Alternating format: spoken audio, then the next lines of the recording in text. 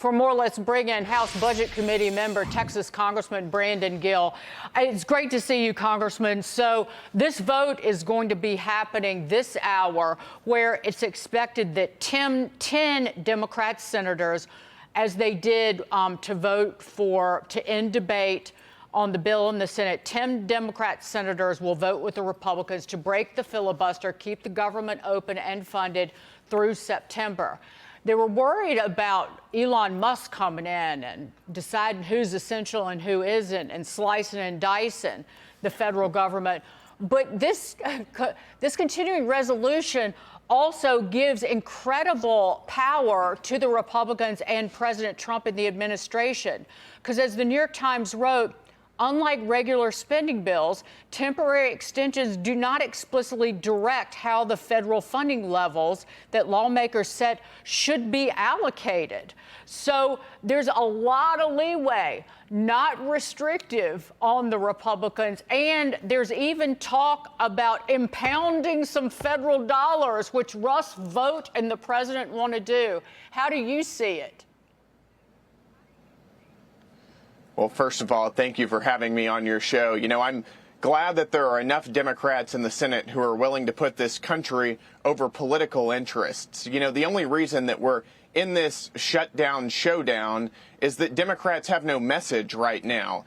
Everything that they believe in is getting beaten by President Trump and is wildly unpopular with the American people. The American people don't want open borders. President Trump is closing our borders. They don't want men and women's sports, and we're getting them out. They don't want to see their communities completely destroyed by drugs and drug cartels that are coming across our southern border. We are winning on every single front. And the Democrats are in a position right now where all they can do is try to force some kind of political show with our budget that is harmful to the American people. This is a good continuing resolution. It provides $500 million for border security that we need. It also provides the largest pay raise for junior enlisted servicemen in 40 years. This is exactly what the American people are wanting, and the Democrats are just playing political games here. But I'm glad enough of them came around to keep the government open. Yeah, you know what, Congressman, I'm not sure I trust them. Call me the ultimate skeptic here. I think there's a bit of survivalism, and they didn't want the president and Elon Musk, as Dagan pointed out, making decisions on who's essential, locking the doors, letting them in for 15 minutes to pick up their stuff with a security guard nearby. This is the practicality of politics in D.C.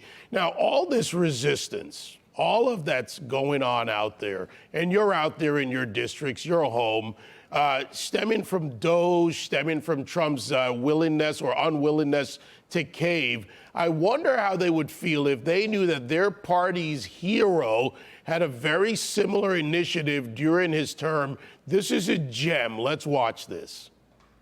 What should be easy is getting rid of the pointless waste and stupid spending that doesn't benefit anybody. Did you know the federal government pays for a website devoted to a folk music ensemble made up of forest rangers?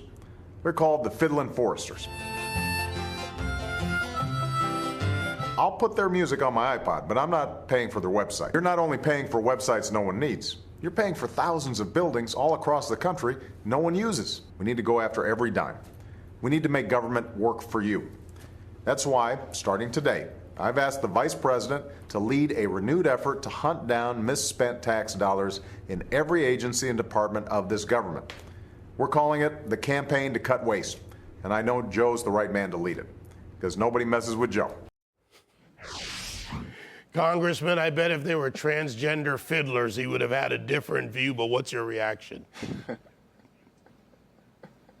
You know, I'm glad to hear that President Obama and Democrats at one point in time wanted to cut waste, fraud, and abuse from the federal government. As you can tell, they completely failed at any effort that they tried there. You know, the reality is that President Trump and what he's doing with Doge and Elon Musk is completely unprecedented. And this should be a bipartisan effort. Republicans and Democrats should both be able to come together and say that we don't want our federal tax dollars paying for instance, transgender surgeries in Guatemala or DEI scholarships in Serbia or other forms of blatant fraud and abuse. The American people support this effort. This is an 80-20 issue, but the Democrats are fighting us every single step of the way because they've got nothing left to fall back on. The American people know that our government is broke, that we are $37 trillion in debt, that President Trump inherited a government that is running $2 trillion annual deficits, and he is actually doing something about it to get this wasteful spending under control. And it is novel, it's unique, it's a great effort, and he's doing a phenomenal job with it, and the American people are 100% behind him. Because Biden and cronies brought us to the brink of financial ruin.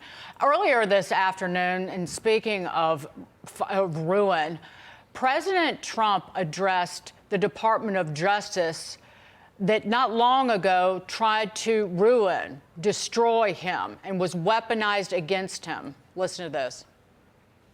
Unfortunately, in recent years, a corrupt group of hacks and radicals within the ranks of the American government obliterated the trust and goodwill built up over generations.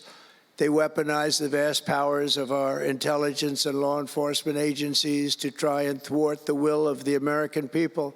Our predecessors turned this Department of Justice into the Department of Injustice, but I stand before you today to declare that those days are over, and they are never going to come back. They're never coming back. It's not just what they did to President Trump and his family. He went through all of the people who were targeted, including elderly people who were praying in front of abortion clinics. That's right. What President Trump and Pam Bondi are doing at the Department of Justice is the biggest restoration of justice and rule of law in this country in at least 100 years. For 4 years, Joe Biden and the Democrats weaponized every single arm of the federal government, including the Justice Department, against the American people, in particular against their political enemies. And he mentioned a few of them. We can also remember the parents who didn't want their children being indoctrinated in their schools, or the Catholics who celebrate the Latin Mass that the Department of Justice and the federal government under Joe Biden went after. That was gross, it was disgusting, and it absolutely destroyed faith of the American people in the rule of law in this country and in the institution of the Department of Justice. President Trump is restoring that. He's bringing back impartiality back to our justice system, and he is not targeting the American people anymore. He is targeting the enemies of the American people. Drug cartels, illegal aliens who are murdering, raping, and slaughtering our people, and other criminals across the country. This is something that we should be celebrating, whether you're a Republican or a Democrat. You know, Congressman, you've proposed stopping the Chinese from and our foreign adversaries, for that matter, from buying American land and strategic farmland, because it matters where it's located. Over 277,000 acres of American land bought by the Chinese Communist Party, some of it, again, strategically close to our bases, sensitive installations, and even agriculture is sensitive.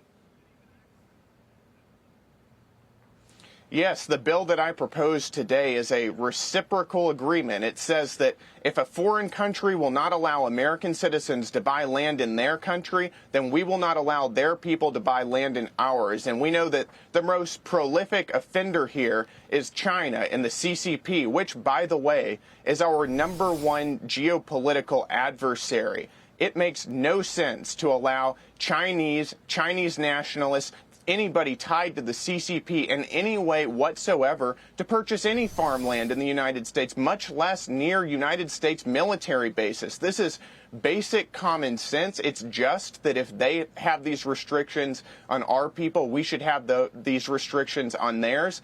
And it protects the American people from hostile adversaries abroad. This is legislation that I think should have been enacted in the past, and we're hoping to push it forward quickly here. Get on it. Way to go, Congressman. Thank you very much. Congressman Brandon Gill, thank you.